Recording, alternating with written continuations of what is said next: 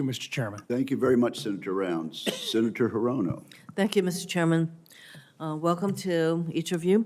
So I start with asking the following two, I consider foundational questions of every nominee for before any of the committees on which I sit to ensure the fitness of the nominee to serve. So I'll start with a response from Mr. Hurst, and we'll just go right down the line. Since you became a legal adult, have you ever made unwanted requests for sexual favors or committed any verbal or physical harassment or assault of a sexual nature? No, Senator. No, Senator. No, Senator. No, Senator. No, Senator. Have you ever faced discipline or entered into a settlement relating to this kind of conduct? No, Senator. No, Senator. No, Senator. No, Senator. No, Senator. For Dr. Gillis, the lack of affordable housing remains a perennial, basically, and a persistent problem in Hawaii, where housing costs are extremely high.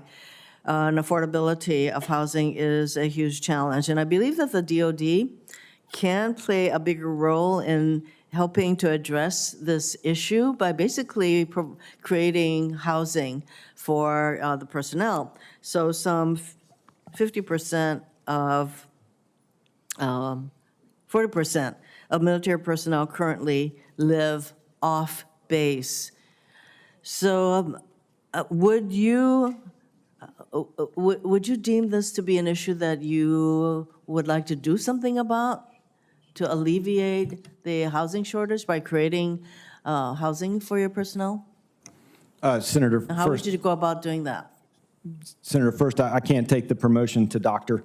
I am merely an honorable or former assistant secretary. But to your question, I absolutely agree. And if confirmed, I would commit to looking at what the balance is between on-installation housing, and if we can bring more soldiers and families onto installations, would take measures to do that, certainly. So would you commit to working with the Hawaii delegation to address the issue of more housing provided by the Navy for your personnel?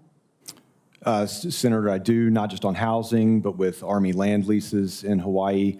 It was on a trip to Hawaii where I got to sit next to you at the ribbon cutting at the Schofield Generating Station that I really learned to appreciate the importance of Hawaii to Army operations. So I do commit to work with you and your staff. Yes, needless to say, and I know that you acknowledge the importance of all of our leases, particularly Pohakaloa.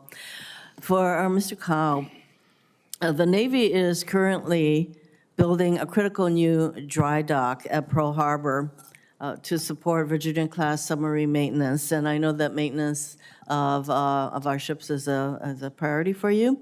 And this construction project is the largest in DoD history at nearly $4.5 billion, but it has faced significant cost overruns, including in the first year of construction, a cost increase of $834 million in just 1 year. How do you plan to ensure dry dock construction remains on time and on budget? And will you consider this construction to be a critical priority for you, should you be confirmed?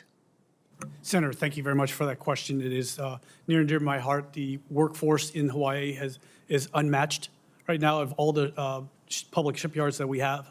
And so you have my commitment that when, if confirmed, I will go in and look at the cost overruns and keep the cost overruns under control.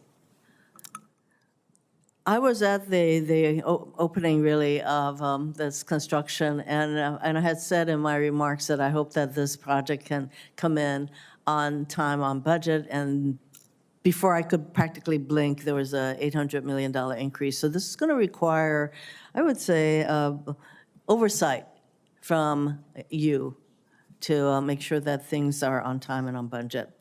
For Mr. Gillis, Army installations in Hawaii have a number of infrastructure-related problems, from fragile electrical grids and water systems to aging barracks and other facility-related maintenance issues. And we know that 50% of Army facilities in Hawaii are categorized as failed or failing with a backlog cost to repair of $5.6 billion.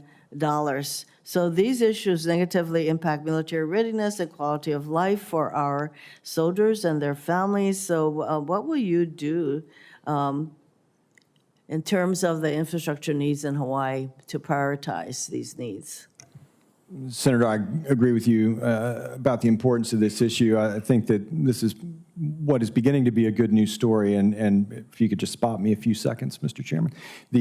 For instance, the Army is working to privatize the electric infrastructure in Hawaii in partnership with HECO, with Hawaii Electric. In Kalailoa, I know. Exactly right. And I think that that approach is a good way forward to get folks whose core business it is to maintain and plan for the improvements necessary for that infrastructure.